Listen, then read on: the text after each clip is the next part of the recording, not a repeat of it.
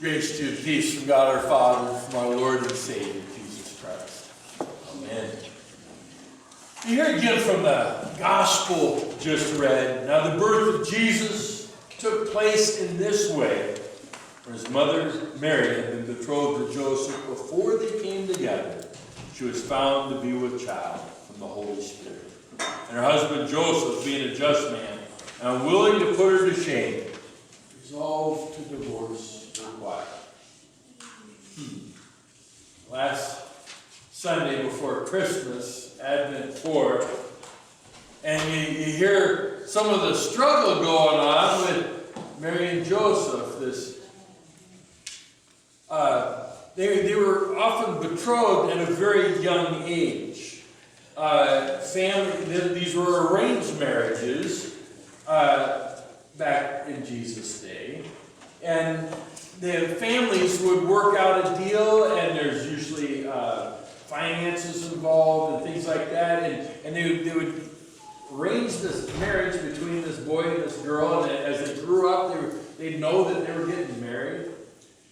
And it was a binding contract. You had to go through, see a lawyer, go before a court to break off an engagement. And here, Joseph and Mary were engaged, had been for quite some time. If it followed tradition, had been more than a decade or more since they were little kids. And suddenly there's this change of plans. You've heard that saying, life is what happens when you're making other plans. I've found that to be very true. And I'm a planner. I've got it's a Franklin planner. I've been to a whole week-long seminar on that. The Navy paid for that, with training funds. And I'm a planner, a scheduler. I usually have my vacation time planned out 6 months to 12 months in advance so that those dates don't start filling in with something else. I'm a budgeter, planner. I've found again and again and again that plans often change. I had a plan when I was finishing up seminary to go in the Navy. I was going to spend 20 years in the Navy, get my retirement. My plan was to make commander, retire at 20 years, and I'd been the age I am right now when I retired. And plans changed. And I could get out of the Navy hoping to get back to Alaska. I went to Iowa and had a triple parish for 7.5 years. Not exactly what I was planning, going back to the Midwest. And then finally having a single church with, as I was sharing with the kids, a secretary, janitor, things were going perfect. We had a $250,000 addition that we built on the church because they had to get a new elevator. And so they had to expand things. It wound up $250,000. And by the way, the elevator would fit 4 wheelchairs in it. And it was a dual ram. It took 200-gallon hydraulic reservoir. And even had a dedicated phone that had to be installed so that somebody could call an emergency. But this was paid off in a year. And then we got a call to come to Funny River, Alaska. And I'll never forget, Eve, that follow-up letter. Eve was on the committee, call committee, the head of the call committee, and saying, we know we can pay you for the first year, but we're not sure after that. And the church we were serving had $17,000 in the checking. They just paid off a $250,000 loan in only 1 year. They had money. And all the farmers complained about how broke they are. So you know that they had money. The guys that brag about how wealthy they are the ones that are broke. And so anyway, God changed plans, and it was for the better. It'll be 5 years in July we'll have been here. And we still, Tabby, we still have money in the checking accounts. This is a modern day miracle. We shouldn't, and we do. And God works in strange and mysterious ways. Our plan and there's God's plan. Mary and Joseph were planning on just getting married and having a nice quiet life in Nazareth.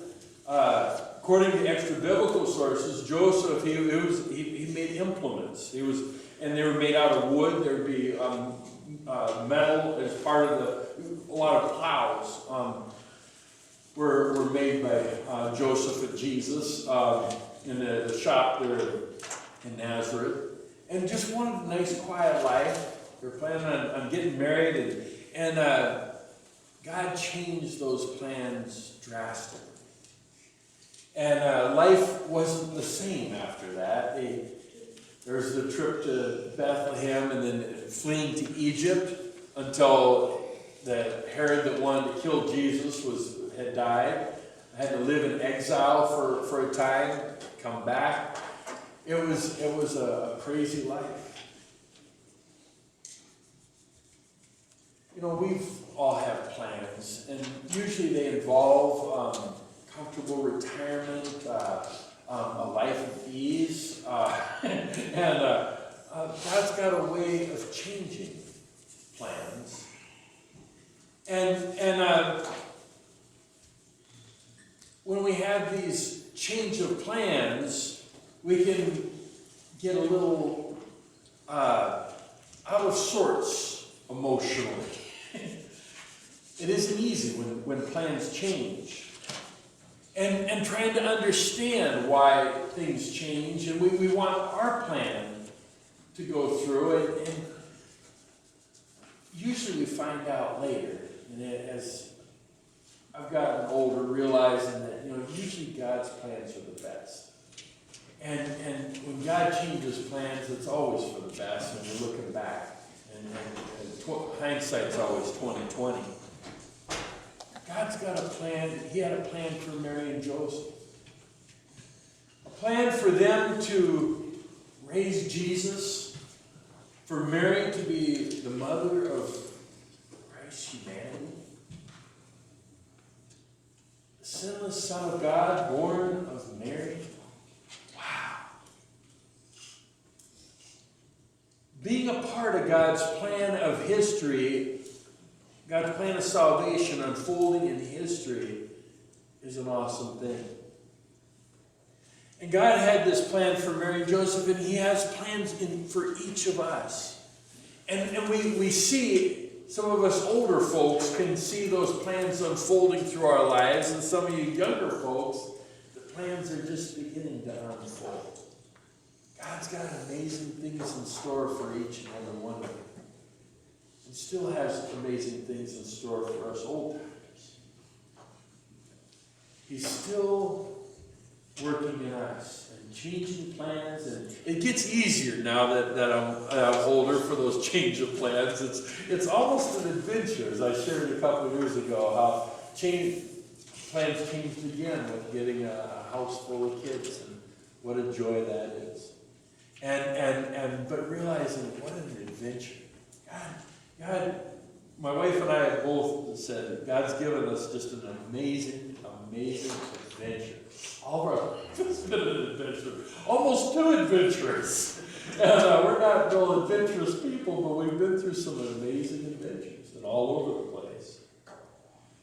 Mary and Joseph wound up being world travelers, going down to Egypt and out of the country and then back, and down in Bethlehem for a while, Egypt, back to Nazareth. God's got a plan for us. And the problem is we all like to be in charge. We like to be in control. We like to plan and for our plans to come to pass. But we realize again and again through life that we're not really in charge. We're not really in control. And that's okay. It's okay to let God be in charge. What a wonderful comfort to know that God has a plan for each of us. God's in charge. We can give up the steering wheel and take a back seat. We don't have to stress out trying to drive through life on our own. Let God take the steering wheel. He's got some amazing places to take us to. that we probably wouldn't go to if we were driving ourselves. But throughout our lives, to see God's hand at work. And today, to see his hand at work in each and every one of us. And at those times when you feel helpless and out of control, that's okay. Guess who is? It's God who's in control. God's got us in his hands, and it's okay to relax a little and let God drive. May we learn that as we go through life. May we, each and every one of us, learn to give over the steering wheel to God. Allow God to direct us, to guide us, as he did Mary and Joseph, as he does each of us. Amen. Now may the peace of God, which passes all human understanding, keep your hearts and your minds in Christ Jesus, life everlasting. Amen.